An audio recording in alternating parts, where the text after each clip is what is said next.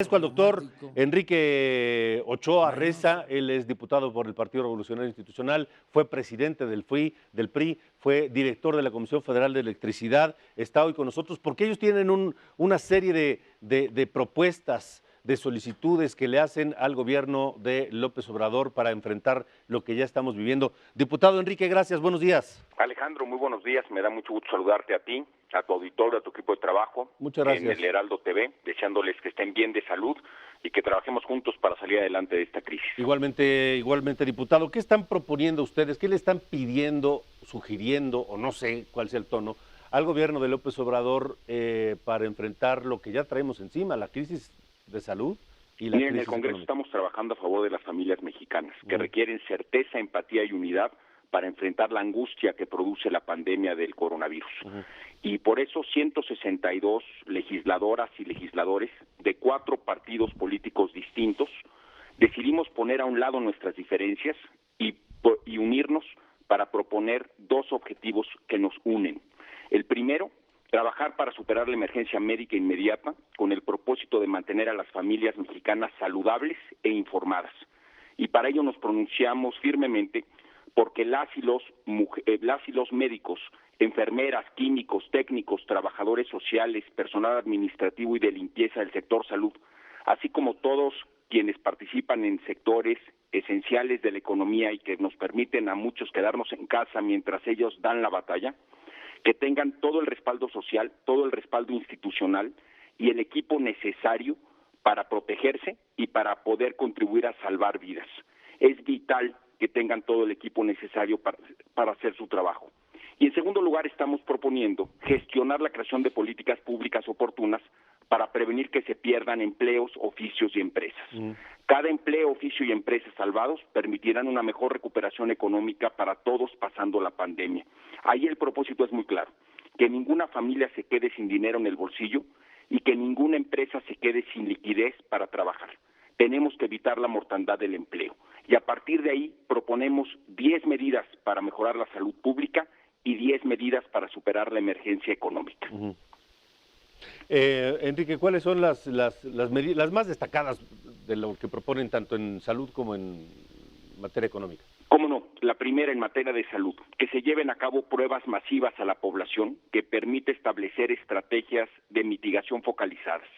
Y sobre todo que nos permita reactivar la economía más adelante cuando pase la pandemia de una manera segura para la población. Y esto es un elemento que hemos visto en la experiencia internacional.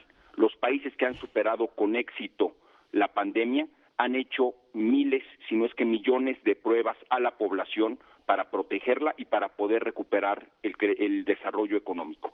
Segundo, necesitamos establecer protocolos para evitar contagios en los centros de salud, en los hospitales, donde se está tratando a las personas contagiadas por el coronavirus.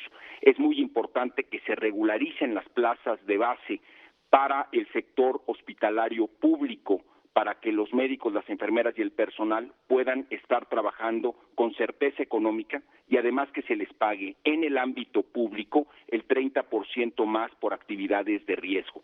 También estamos abogando para que cuenten con un seguro de vida. Y aquí también una señal de apoyo hacia los proveedores de equipo médico, que en algunos casos hay registros de que están haciendo su agosto, que están vendiendo muy caros los materiales y las herramientas clínicas que necesitan los hospitales y las clínicas del sector privado y del sector público para superar esta pandemia. Nosotros estamos impulsando que haya medidas de vigilancia, prevención, denuncia y atención a las víctimas de violencia hacia las mujeres, sobre todo en el tema de violencia doméstica o violencia sexual en el contexto del confinamiento. Necesitamos garantizar el ejercicio del periodismo libre, Alejandro, estableciendo protocolos de salud que permitan a los periodistas llevar a cabo su trabajo con seguridad. Y necesitamos que se establezcan medidas de transparencia, es decir, que exista un portal de transparencia transversal con todas las acciones que está haciendo el gobierno para tener claridad sobre las mismas y que la ciudadanía pueda conocer también los padrones de apoyo económico para la recuperación. Es necesario tener transparencia y responsabilidad en el ejercicio del gasto público, precisamente por programas que se están anunciando. Y un elemento que es fundamental, y lo hemos visto también en la experiencia internacional, hay que asegurar un trato digno y solidario a los adultos mayores, a las personas que están en asilos o casas de asistencia, que son población vulnerable, también atender a las personas con discapacidad y también aquellas que tienen enfermedades crónicas. Es muy importante también proteger aquellas personas que se encuentran privados de su libertad en los centros de readaptación social. Son espacios que se han vuelto focos de infección en otros países y que la experiencia nos permite adelantarnos a esos hechos. Y estamos también subrayando la importancia de que haya una atención especial a las comunidades indígenas y afromexicanas, que la atención médica sea en su idioma materno y en su caso con el apoyo de facilitadores intraculturales. Eso nos va a permitir el primer paso, que es superar la emergencia de salud. Y entonces podemos pasar a las propuestas para superar la emergencia económica.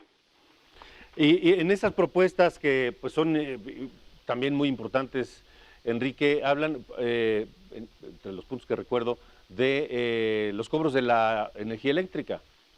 Así es, esto tiene que ver con un tema fundamental. Todos hemos escuchado que hay una crisis en el mercado energético mundial. Los precios de los combustibles se han desplomado a niveles muy bajos e incluso la situación histórica de que el petróleo se vendiera en días pasados a precios negativos, es decir, que las empresas tenían que pagar porque los comercializadores se llevaran el petróleo. Pues bien, eso debe de reflejarse en una disminución en la tarifa de energía eléctrica, porque todos recordamos que el precio de la energía eléctrica depende del precio de los combustibles que utilizamos para generarla. Si bajan entonces los precios de los combustibles, es de esperarse que baje también el costo de la energía eléctrica y eso que apoye a la economía familiar. También estamos impulsando que se establezca un seguro del desempleo para los mexicanos que pierdan su trabajo en los próximos 4 meses, que se establezca un programa de empleo temporal para pagarle a la gente que se quede en casa y que entonces puedan reactivar su actividad económica pasando la pandemia. También estamos impulsando un programa para promover la liquidez para pequeños comercios y cooperativas, es decir, para la economía informal, y por otro lado un programa de créditos para la liquidez a través de las MIPYMES, que sean apoyadas por la Banca del Desarrollo. Y la Banca del Desarrollo puede apoyar a la banca comercial precisamente para también agilizar los préstamos. Estamos proponiendo diferir los pagos en los créditos del Infonavit y del Fobiste por 4 meses y el diferimiento fiscal para los pequeños contribuyentes.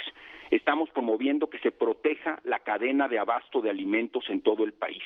Hay que evitar el abuso de precios, hay que impulsar al sector agropecuario y brindarle facilidades por el gran número de empleos que representa en el país.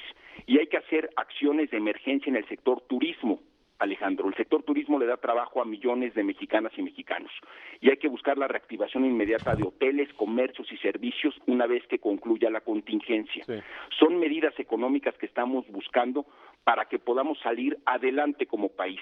Pongamos las diferencias a un lado y pongamos las ideas sobre la mesa, las propuestas, discutámoslas, analizámoslas y pongámoslas a trabajar. Son propuestas de 162 diputados de 4 partidos distintos, que no sé si ya las entregaron, las hicieron llegar al gobierno o no sé si ya hubo alguna respuesta. Así es, las hemos presentado públicamente, las presentamos también a los medios de comunicación y estamos promoviendo un diálogo nacional que se convoque al sector obrero, al sector empresarial, al sector social, a los medios de comunicación, a la ciudadanía a través de los colectivos sociales y las organizaciones no gubernamentales, por supuesto que participe el Congreso, los partidos políticos y que se discutan las mejores ideas para salir adelante como país. ¿Ya hubo respuesta del gobierno? Todavía no hay respuesta, pero están los canales de comunicación en el Congreso siempre abiertos y atentos, porque México va a necesitar dialogar, necesitamos sentarnos a la mesa de las buenas ideas. Hemos enfrentado crisis anteriormente y sabemos que las podemos superar con unidad, que nadie tiene la verdad absoluta y que necesitamos poner a un lado nuestras diferencias y ponernos todos a trabajar y a sumar por México. Aquí lo único que importa es sacar al país adelante y eso es lo que nos convocó a 162 diputadas y diputados de 4 partidos políticos distintos. ¿Cuáles son esos partidos, diputado? Está el PRI, el PAN, Movimiento Ciudadano y el PRD. Además hay una cosa que hay que decir, ante el monstruo que viene y que ya tenemos encima, nadie puede solo, Nadie puede solo, Alejandro, y tenemos que unirnos como mexicanos para sacar al país adelante. Muy bien. Se vienen al menos 3 grandes olas de crisis. La primera es la pandemia de salud, que es evidente. Sí. La segunda, una pandemia económica que puede afectar gravemente al empleo y a la certeza económica de las familias mexicanas. Y la tercera es una pandemia energética, que también, siendo un país productor petrolero relevante, pues va a afectar una parte importante de nuestra economía. Correcto. Tenemos respuestas para las 3 pandemias, pero necesitamos escuchar a todas y a todos. Así es. Y ponernos todos a trabajar juntos. Diputado Enrique Ochoa, gracias. Alejandro, muchas gracias por esta oportunidad y saludos a todo tu auditorio y a tu equipo de trabajo. Igualmente, gracias. Nosotros vamos a una pausa y regresamos.